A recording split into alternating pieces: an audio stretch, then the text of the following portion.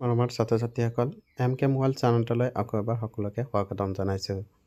আজি এই ভিডিঅ'টোত মই নৱম শ্ৰেণীৰ সাধাৰণ বিজ্ঞানৰ অধ্যায় নম্বৰ 1 আমাৰ চাৰিওকাষৰ বস্তুবোৰ পাঠটোৰ যিমানবোৰ পাঠ্যস্থ আৰু অনুশীলনী কোৱেশ্চন আছে সেই সকলোবিলাক আজি মই এই ভিডিঅ'টোত আলোচনা কৰিম। আশা কৰোঁ ভিডিঅ'টো সকলোকে ভাল লাগিব। পাঠ্যস্থ প্ৰশ্নমালাৰ প্ৰথমটো কোৱেশ্চন দি আছে আমাক যে তলৰ কোনবোৰ পদাৰ্থ। আমাক কিছুমান উদাহৰণ দি আছে সেইবোৰৰ পৰা চিনাক্ত কৰিব লাগে তলত দিয়াবোৰৰ কোনবোৰ পদাৰ্থ হয় আৰু কোনবোৰ পদাৰ্থ নহয়। তো তোমালোকে প্ৰথমতে বুজিব লাগিব পদাৰ্থ মানেনো কি। পদাৰ্থ হ'ল কি যিকোনো বস্তু যাৰ নিৰ্দিষ্ট ভৰ আৰু আয়তন থাকে তাক কি বুলি কোৱা হয়, পদাৰ্থ বুলি কোৱা হয়। ঠিক আছে। তো প্ৰথমটো দি আছে আমাক চকী। চকী এখন পদাৰ্থ হ'ব কাৰণ চকী এখনৰ নিৰ্দিষ্ট ভৰ আৰু আয়তন আছে। ঠিক আছে। তাৰপিছত বায়ু এবিধ পদাৰ্থ হ'ব, বায়ু নিৰ্দিষ্ট ভৰ আৰু আয়তন আছে।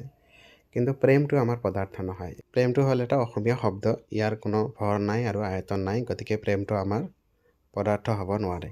ঠিক সেইদৰে গোন্ধটো আমাৰ পদাৰ্থ হ'ব নোৱাৰে, ঘৃণাটো আমাৰ পদাৰ্থ হ'ব নোৱাৰে। কিন্তু বাদামটো আমাৰ কি পদাৰ্থ, কাৰণ বাদামৰ নিৰ্দিষ্ট ভৰ আৰু আয়তন আছে। ঠিক সেইদৰে চিন্তা পদাৰ্থ হ'ব নোৱাৰে, চিন্তাটো হ'ল এটা অসমীয়া শব্দ, ইয়াৰ কোনো নিৰ্দিষ্ট ভৰ আৰু আয়তন নাথাকে। সেইদৰে ঠাণ্ডা এটা ঋতু বুজোৱা আমাৰ অসমীয়া শব্দ, এইটো আমাৰ পদাৰ্থ হ'ব নোৱাৰে।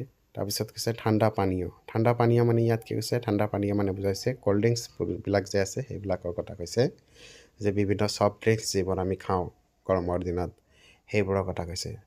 তো ক'ল্ড ড্ৰিংকছবোৰৰ কি নিৰ্দিষ্ট ভৰ আৰু আয়তন আছে, গতিকে এইটো আমাৰ কি হ'ব, সেইটো আমাৰ পদাৰ্থ হ'ব। কিন্তু সুগন্ধি দ্ৰব্যৰ যিটো সুবাস আছে সেইটো আমাৰ পদাৰ্থ নহয়। তো এইবোৰৰ ভিতৰত আমাৰ কোনটো পদাৰ্থ হ'ল চকী, বায়ু, বাদাম আৰু ঠাণ্ডা পানীয়। বাকীবিলাক কি আমাৰ নিৰ্দিষ্ট ভৰ আৰু আয়তন নোহোৱাৰ বাবে পদাৰ্থ নহয়। নেক্সট আমাৰ কুৱেশ্যনটো হ'ল কুৱেশ্যন নম্বৰ 2 যে তলৰ পৰ্যবেক্ষণটোৰ কাৰণ দৰ্শোৱা। এটা আমাক তথ্য দিয়া আছে, সেই তথ্যটোৰ কাৰণ দৰ্শাব দিছে যে উত্তপ্ত অৱস্থাত থকা বস্তুৰ গোন্ধ কেইবা মিটাৰ দূৰৰ পৰা পোৱা যায়, কিন্তু ঠাণ্ডা বস্তুৰ গোন্ধ পাবলৈ ওচৰলৈ যাব লাগে। তোমালোকে নিশ্চয় মন কৰিছা, যেতিয়া ঘৰত ৰন্ধা বঢ়া কাৰ্য সম্পন্ন কৰে, যিটো বস্তু ৰন্ধা বঢ়া কাৰ্য চলি থাকে সেই বস্তুটোৰ গোন্ধ বহু দূৰলৈ বিয়পি যায়।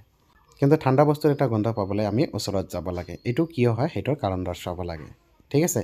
এনচাৰটো দিছে ইয়াতে চোৱা, তোমালোকে সকলোৱে জানা যে পদাৰ্থ কিছুমান ক্ষুদ্ৰ ক্ষুদ্ৰ কণিকাৰে গঠিত আৰু এই কণিকাবোৰ অনবৰত গতি কৰি থাকে। উষ্ণতা বৃদ্ধি কৰিলে পদাৰ্থৰ কণিকাবোৰৰ গতিশক্তি বাঢ়ি যায়, ফলত ই বহু দূৰলৈকে বিয়পি পৰে। সেইবাবে গৰম বস্তুৰ গোন্ধ কেইবা মিটাৰ দূৰৰ পৰা পোৱা যায়। আনহাতে ঠাণ্ডা বস্তুৰ কণিকাবোৰে বেছি দূৰ অতিক্ৰম নকৰে বাবে ইয়াৰ গোন্ধ পাবলৈ ওচৰলৈ যাব লাগে। বুজি পাইছা তোমালোকে? যেতিয়া এটা বস্তু গৰম কৰা হয় তেতিয়া এই গৰম কৰা বস্তুটোৰ যিবোৰ কণিকা থাকে, সৰু সৰু পৰমাণু থাকে, সেইবোৰৰ গতিশক্তি বৃদ্ধি পায় আৰু যেতিয়া গতিশক্তি বৃদ্ধি পায় এইবোৰ এটা আনটোৰ পৰা বিয়পি পৰে। ঠিক আছে। আৰু বহু দূৰলৈ বিয়পি পৰাৰ বাবে আমি গোন্ধটো বহু দূৰৰ পৰা গম পাওঁ। ঠিক আছে। কিন্তু ঠাণ্ডা বস্তু এটা যেতিয়া থাকে তেতিয়া সেই ঠাণ্ডা বস্তুটোৰ কণিকাবোৰৰ গতিশক্তি ইমান এটা বৃদ্ধি নাপায়। গতিকে ঠাণ্ডা বস্তু এটা গোন্ধ পাবলৈ হ'লে আমি তাৰ ওচৰলৈ যাব লাগে। নেক্সট আমাৰ কুৱেশ্যন এটা দিয়া আছে, কুৱেশ্যন নম্বৰ 3 যে এজন ডুবাৰুৱে সাঁতোৰৰ সময়ত পুখুৰীৰ পানী ফালি সোমাই যাব পাৰে। পদাৰ্থৰ কি ধৰ্মৰ ভিত্তিত এইটো সম্ভৱ? ঠিক আছে। তো এনচাৰটো দিছোঁ, তোমালোকে চোৱা যে পদাৰ্থৰ কণিকাবোৰৰ মাজত আন্তঃআণৱিক ব্যৱধান আৰু আন্তঃআণৱিক আকৰ্ষণ বল থাকে। তোমালোকে মনত ৰাখিবা, পৃথিৱীত যিমান পদাৰ্থ আছে সেই সকলোবিলাক পদাৰ্থ, গোটা হওক, জুলীয়া হওক বা গেছীয় হওক, সকলো পদাৰ্থৰ মাজতে কি থাকে, এটা আন্তঃআণৱিক আকৰ্ষণ বল থাকে আৰু সিহঁতৰ মাজত অলপ খালী ঠাই থাকে। সেই খালী ঠাইখিনি কোৱা হয় আন্তঃআণৱিক ব্যৱধান, আৰু ইহঁতৰ মাজত যিটো আকৰ্ষণ বল থাকে তাক কোৱা হয় আন্তঃআণৱিক আকৰ্ষণ বল। ঠিক আছে। যিহেতু পানী এবিধ কি পদাৰ্থ, গতিকে পানীৰ কণিকাবোৰৰ মাজতো কি থাকিব, আন্তঃআণৱিক আকৰ্ষণ বল থাকে। কিন্তু পানী জুলীয়া পদাৰ্থ হোৱাৰ বাবে এই আন্তঃআণৱিক আকৰ্ষণ বল কম হয় আৰু সেইবাবে এজন ডুবাৰুৱে সাঁতোৰৰ সময়ত পুখুৰীৰ পানী ফালি সোমাই যাব পাৰে। কিন্তু আমি এটা কঠিন বস্তু ফালি সোমাই যাব নোৱাৰিম। কাৰণ কি? কাৰণ কঠিন পদাৰ্থ এটা বা কঠিন বস্তু এটা যিবোৰ কণিকা থাকে বা পৰমাণু থাকে সেইবোৰৰ মাজত আন্তঃআণৱিক আকৰ্ষণ বল অতি বেছি। সিহঁতক অতিক্ৰম কৰাটো সম্ভৱ নহয়। তো তোমালোকে এইখিনিতে এটা কথা মনত ৰাখিবা যে আন্তঃআণৱিক আকৰ্ষণ বল যিটো আছে সেইটো আমাৰ কঠিন পদাৰ্থত আটাইতকৈ বেছি, তাৰপিছত আমাৰ জুলীয়া পদাৰ্থ আৰু শেষত কি গেছীয় পদাৰ্থ। নেক্সট আমাৰ এটা কুৱেশ্যন দিয়া আছে যে পদাৰ্থৰ কণিকাবোৰৰ বৈশিষ্ট্যবিলাক কি কি? বহুত ইম্পৰ্টেণ্ট কুৱেশ্যন, এইটো পৰীক্ষাত আহিব, তোমালোকে ভালকৈ চাবা। আমি সকলোৱে জানো যে পদাৰ্থ কিছুমান সূক্ষ্ম সূক্ষ্ম কণিকাৰে গঠিত, এইবোৰক পৰমাণু বুলি কোৱা হয়। এই যে পৰমাণু বা কণিকাবোৰ আছে সেইবোৰৰ কিছুমান বৈশিষ্ট্য আছে। প্ৰথমটো বৈশিষ্ট্য কি যে পদাৰ্থৰ কণিকাবোৰৰ মাজত আন্তঃআণৱিক ব্যৱধান থাকে। মনত ৰাখিবা তোমালোকে যিমান পদাৰ্থ আছে সেই সকলোবোৰ পদাৰ্থৰ কণিকাবোৰৰ মাজত কি থাকে কিছুমান খালী ঠাই থাকে বা আন্তঃআণৱিক ব্যৱধান থাকে। দ্বিতীয়টো হ'ল যে পদাৰ্থৰ কণিকাবোৰ অনবৰতে গতি কৰি থাকে। পদাৰ্থৰ কণিকাবোৰ সদায় কি অৱস্থাত থাকে গতিশীল অৱস্থাত থাকে। কাঠ এটুকুৰা যদি চোৱা তোমালোকে ভাবিবা যে কাঠটুকুৰা লৰচৰ হোৱা নাই স্থিৰ অৱস্থাত আছে। কিন্তু যেতিয়া এই কাঠটুকুৰা তোমালোকে মাইক্ৰস্কোপত চাবা অনুবীক্ষণ যন্ত্ৰত চাবা তেতিয়া তোমালোকে চাবা এই কাঠটুকুৰা যিটো ক্ষুদ্ৰ ক্ষুদ্ৰ পৰমাণুৰে গঠিত সেই পৰমাণুবোৰ অনবৰত গতি কৰি আছে। তো কঠিন পদাৰ্থই হওক জলীয় পদাৰ্থই হওক বা গেছীয় পদাৰ্থই হওক সকলোবোৰ পদাৰ্থৰ কণিকাবোৰে কি কৰে অনবৰত গতি কৰি থাকে।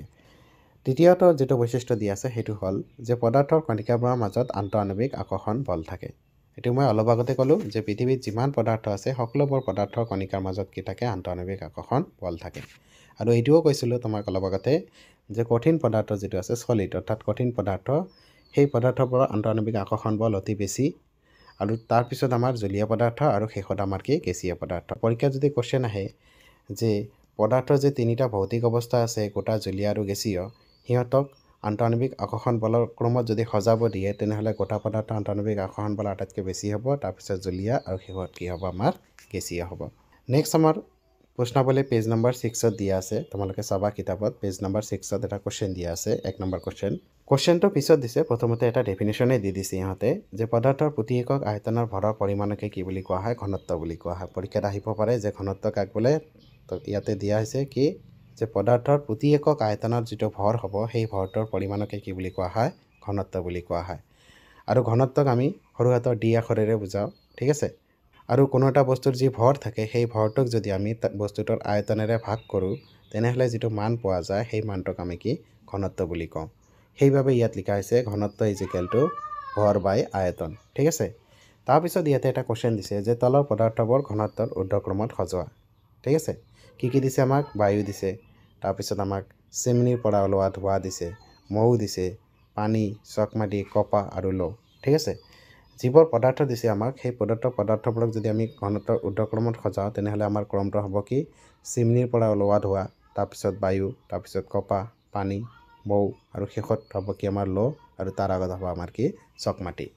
তাৰপিছত আমাৰ কুৱেশ্যন নম্বৰ 2 এ দিয়া আছে যে পদাৰ্থৰ বিভিন্ন অৱস্থাৰ বৈশিষ্ট্যবোৰৰ পাৰ্থক্য দেখুৱাই এখন তালিকা প্ৰস্তুত কৰা, ঠিক আছে।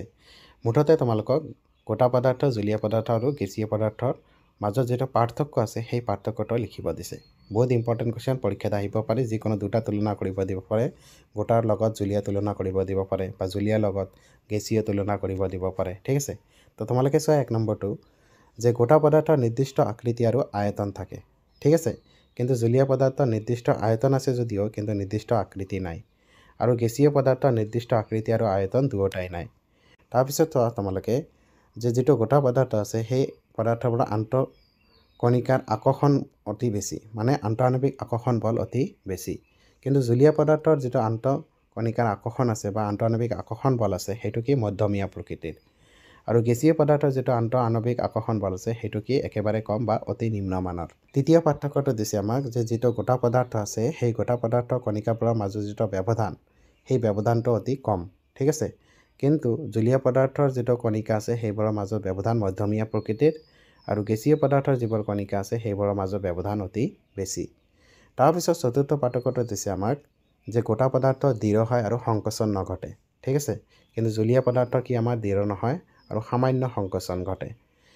ঠিক সেইদৰে গেছীয় পদাৰ্থৰ কথা কি কৈছে যে একেবাৰে দৃঢ় নহয়, ঠিক আছে, আৰু সহজে সংকোচন ঘটাব পাৰি। সংকোচন মানে কি যে বল প্ৰয়োগ কৰি আমি যিবোৰ পদাৰ্থৰ আকাৰ আয়তন আকৃতি আদি পৰিৱৰ্তন কৰিব পাৰোঁ সেই ধৰ্মটোক পদাৰ্থটোৰ সংকোচন ধৰ্ম বুলি কোৱা হয়। নেক্সট কুৱেশ্যনটো আমাক দিয়া আছে 2b যে তলৰ বিষয়বিলাকৰ ওপৰত মন্তব্য দিয়া। আমাক সৰু সৰু কিছুমান টপিকছ দিয়া আছে, সেই টপিকছবোৰৰ বিষয়ে আমাক 2 এষাৰ লিখিব লাগে বা কাক বোলে লিখিব লাগে, ঠিক আছে। প্ৰথমটো দিয়া আছে আমাক দৃঢ়তা। দৃঢ়তা কি যে বাহ্যিক বল প্ৰয়োগ কৰিলেও পদাৰ্থই নিজৰ আকৃতি সলনি নকৰা ধৰ্মকে কি বুলি কোৱা হয় দৃঢ়তা বুলি কোৱা হয়। তাৰপিছত দিয়া আছে আমাক সংকোচনশীলতা। সংকোচনশীলতা কি যে চাপ প্ৰয়োগ কৰি পদাৰ্থৰ কণিকাবোৰৰ ব্যৱধান কম কৰিব পৰা ধৰ্মটোক সংকোচনশীলতা বোলে। তাৰপিছত দিয়া আছে আমাক প্ৰবাহিতা। প্ৰবাহিতা কি যে জলীয় পদাৰ্থবোৰ বৈ যাব পাৰে আৰু আকাৰ সলাব পাৰে, ইয়াকে প্ৰবাহিতা বোলে। জলীয় পদাৰ্থ সদায় এঠাইৰ পৰা আন ঠাইলৈ প্ৰবাহিত হ'ব পাৰে, মনত ৰাখিবা তোমালোকে। তাৰপিছত দিছে আমাৰ আকাৰ। আকাৰ কি যে স্পষ্ট পৰিসীমাত নিৰ্দিষ্ট আকৃতি আৰু আয়তনকেই কি বুলি কোৱা হয় আকাৰ বুলি কোৱা হয় আৰু দিছে আমাক যে গতিশক্তিৰ বিষয়ে চমুকৈ লিখিব দিছে ঠিক আছে গতিশক্তি কি যে যিকোনো পদাৰ্থ এটাৰ গতিশীল অৱস্থাৰ কণিকাৰ সৈতে জড়িত শক্তি কি বুলি কোৱা হয় গতিশক্তি বুলি কোৱা হয় শেষত দিছে কি আমাৰ ঘনত্ব ডেফিনিশ্যনটা তোমালোকে অলপ আগতে চালা যে পদাৰ্থৰ প্ৰতি একক আয়তনৰ ভৰৰ যেটো পৰিমাণ আছে সেইটোকে কি বুলি কোৱা হয় ঘনত্ব বুলি কোৱা হয় নেক্সট দিছে আমাক কোৱেশ্চন নম্বৰ 3 কাৰণ দৰ্শোৱা বুলি দিছে 3 এ দিছে আমাক যে কোনো এটা বন্ধ পাত্ৰত গেছ ৰাখিলে সেই গেছে পাত্ৰটোৰ সকলো অংশ অধিকাৰ কৰে কাৰণ ৰখাব লাগে তো কোনো এটা বন্ধ পাত্ৰত যেতিয়া গেছ ৰখা হয় সেই গেছটো গোটেই পাত্ৰটোত ভৰি পৰে কিয় ভৰি পৰে কাৰণ গেছীয় পদাৰ্থৰ কণিকাবোৰৰ মাজত আকৰ্ষণ বল অতি কম হোৱা বাবে পাত্ৰ এটাত গেছ ৰাখিলে সেই গেছে পাত্ৰটোৰ সকলো অংশ কি কৰে অধিকাৰ কৰে দ্বিতীয় কোৱেশ্চনটো দিছে আমাক 3 বি যে ধাৰক পাত্ৰৰ বেৰত গেছে কি কৰে চাপ দিয়ে ঠিক আছে এনসাৰটো দিছো চোৱা তোমালোকে যে গেছীয় পদাৰ্থৰ কণিকাবোৰে যাদৃচ্ছিকভাৱে তীব্ৰ বেগত ঘূৰি ফুৰিব পাৰে ফলত কণিকাবোৰে পৰস্পৰক খুন্দা মাৰে আৰু ধাৰক পাত্ৰৰ বেৰত খুন্দা মাৰে এনে খুন্দাৰ ফলত ধাৰক পাত্ৰৰ বেৰত চাপৰ সৃষ্টি হয় ইয়াকে গেছৰ কি বুলি কোৱা হয় চাপ বুলি কোৱা হয় তাৰ পিছত আমাক সি নম্বৰটো দিছে যে কাঠৰ টেবুল এখনক কঠিন পদাৰ্থ বুলিব পাৰি কাৰণ দৰ্শাব লাগে তো কাঠৰ টেবুল এখনক আমি কিয় কঠিন পদাৰ্থ বুলি কম আমি সকলোৱে জানো যে কঠিন পদাৰ্থ নিৰ্দিষ্ট ভৰ আৰু আয়তন থাকে ঠিক আছে যেহেতু কাঠৰ টেবুল এখনৰ নিৰ্দিষ্ট আকাৰ আৰু আয়তন আছে গতিকে কাঠৰ টেবুলখনক আমি কি কঠিন পদাৰ্থ বুলিব পাৰিম লগতে কাঠৰ টেবুলখন দৃঢ় পদাৰ্থ হয় আৰু ইয়াৰ সংকোচন নঘটে তাৰমানে আমাৰ কঠিন পদাৰ্থৰ যিকিটা বৈশিষ্ট্য আছে যে কঠিন পদাৰ্থৰ নিৰ্দিষ্ট আকাৰ আৰু আয়তন থাকে কঠিন পদাৰ্থবোৰ দৃঢ় হয় ইয়াৰ সংকোচন নঘটে এই আটাইকেইখন বৈশিষ্ট্য আমাৰ কাঠৰ টেবুলখনৰ আছে সেই হিচাপে আমি কাঠৰ টেবুলখনক কি এখন কঠিন পদাৰ্থ বুলি ক'ব পাৰিম তাৰ পিছত ডি নম্বৰটো দিছে আমাক যে বায়ুত আমাৰ হাতখন সহজে ঘূৰাব পাৰো কিন্তু কাঠ এডোখৰৰ মাজেৰে ঘূৰাবলৈ এজন কেৰাটে বিশেষজ্ঞৰ প্ৰয়োজন হয় কাৰণটো কি কাৰণ বায়ু কণিকাৰ মাজত আকৰ্ষণ বল কম লগতে কণিকাবোৰৰ মাজত ব্যৱধান বেছি সেই কাৰণে কেৰাটে বিশেষজ্ঞ এজনে বায়ুত সহজে হাত ঘূৰাব পাৰে কিন্তু কাঠৰ টেবুল এডোখৰৰ মাজেৰে সহজে হাত ঘূৰাব নোৱাৰে নেক্সট আমাৰ কোৱেশ্চন নম্বৰ 4 দিছে যে কঠিন পদাৰ্থৰ তুলনাত জলীয় পদাৰ্থৰ ঘনত্ব কম কিন্তু দেখিছানে বৰফ পানীত উপঙে কিয় বাৰু তোমালোকে মনত ৰাখিবা যে কঠিন পদাৰ্থ কি হয় সাধাৰণতে পানীত ডুবে জলীয় পদাৰ্থত ডুবি যায় ঠিক আছে কিন্তু বৰফ আমাৰ কঠিন পদাৰ্থ হলেও ই পানী অৰ্থাৎ জলীয় পদাৰ্থত ভাহি থাকে ইয়াৰ কাৰণটো কি কাৰণটো চোৱা তোমালোকে মই ইয়াতে দিছো যে পানীৰ কণিকাবোৰ গোট মাৰি বৰফ সৃষ্টি হয় যদিও বৰফৰ কণিকাবোৰৰ মাজত বহুতো খালী ঠাই থাকি যায় যাৰ ফলত বৰফৰ ঘনত্ব কম হয় আৰু পানীত উপঙে এই অধ্যায়টোৰ বাকি কোৱেশ্চনবিলাক আলোচনা কৰাৰ আগতে মই তোমালোকক ইয়াতে এটা টপিকস আলোচনা কৰিম তোমালোকে বুজিবলৈ যত্ন কৰিবা আমি নেক্সট ভিডিঅ'ত বাকি পাঠ্যস্থ আৰু অনুশীলনী কোৱেশ্চনবিলাক আলোচনা কৰিম এই টপিকসৰ যেটো নলেজ হেটো লাগিব তোমালোকক তো টপিকসটো হল কি যিকোনো পদাৰ্থ এটাৰ যেটো উষ্ণতা আছে সেই উষ্ণতাটোক আমি দুটা এককত জুখিব পাৰো এটা হল আমাৰ কি কেলভিন স্কেল আৰু এটা হল আমাৰ কি সেলসিয়াস স্কেল ঠিক আছে যে যিকোনো পদাৰ্থ এটাৰ উষ্ণতা সেলসিয়াস আৰু কেলভিন স্কেলত আমি কি জুখিব পাৰো পদাৰ্থ এটাৰ উষ্ণতা যদি 0 ডিগ্ৰী সেলসিয়াস হয় সেই পদাৰ্থটোৰ উষ্ণতা কেলভিনত প্ৰকাশ কৰিলে কিমান হ'ব 273 কেলভিন হ'ব অৰ্থাৎ আমি ক'ব পাৰো যে যিকোনো পদাৰ্থ এটাৰ উষ্ণতা 0 ডিগ্ৰী সেলসিয়াস হলে সেই পদাৰ্থটোৰ উষ্ণতা কিমান কেলভিনৰ সমান হ'ব 273 কেলভিনৰ সমান হ'ব ইয়াতে এটা তোমালোকে সম্বন্ধ মনত ৰাখিবা সম্বন্ধটো হল যে যিকোনো পদাৰ্থ এটাৰ কেলভিন স্কেলৰ যেটো উষ্ণতা আছে সেই উষ্ণতাটো কাৰ সমান যদি সেই পদাৰ্থটোৰ সেলসিয়াস স্কেলৰ যেটো উষ্ণতা আছে তাৰ লগত যদি আমি 273 যোগ কৰি দিও ঠিক আছে কি মন ৰাখিবা তোমালোকে যে যিকোনো পদাৰ্থ এটাৰ কেলভিন স্কেলৰ যেটো উষ্ণতা সেই উষ্ণতাটো কাৰ সমান হ'ব সেই পদাৰ্থটোৰ সেলসিয়াস স্কেলৰ যেটো উষ্ণতা হ'ব তাৰ লগত কিমান যোগ কৰিব লাগিব 273 যোগ কৰিব লাগিব ঠিক আছে তো এইখিনিতে তোমালোকে চোৱা এটা উদাহৰণ লৈছো মই উদাহৰণটো কি দিছো যে 480 কেলভিনক সেলসিয়াস স্কেল লৈ পৰিৱৰ্তন কৰা তো তোমালোকে মনত ৰাখিবা যেতিয়া কেলভিন স্কেলৰ উষ্ণতাক সেলসিয়াস এককত প্ৰকাশ কৰিব দিব তোমালোকে জাস্ট এটা কাম কৰিবা কামটো হল কেলভিন স্কেলৰ যেটো মান দিয়া থাকিব উষ্ণতাৰ সেই মানটোৰ পৰা 273 বিয়োগ কৰিলে যেটো মান পোৱা যাব সেই মানটো আমাৰ সেলসিয়াস লৈ ৰূপান্তৰিত হ'ব 480 কেলভিন উষ্ণতাক সেলসিয়াস একক লৈ পৰিৱৰ্তন কৰিব দিছে ঠিক আছে তো আমি জানো কি যে টি কেলভিন উষ্ণতা = টি ডিগ্ৰী সেলসিয়াস প্লাস 273 তো টিৰ মান বহাই দিছো কিমান 480 টি ডিগ্ৰী সেলসিয়াস আমাক সৰুহাতৰ টি ডিগ্ৰী সেলসিয়াস আমাক লাগে ঠিক আছে তো টি ডিগ্ৰী সেলসিয়াস এইফালে আনিলে 480 - 273 হ'ব অৰ্থাৎ আমি যদি 400 কেলভিন উষ্ণতাটোক সেলসিয়াস এককত প্ৰকাশ কৰোঁ কিমান হ'ব 207 ডিগ্ৰী সেলসিয়াস হ'ব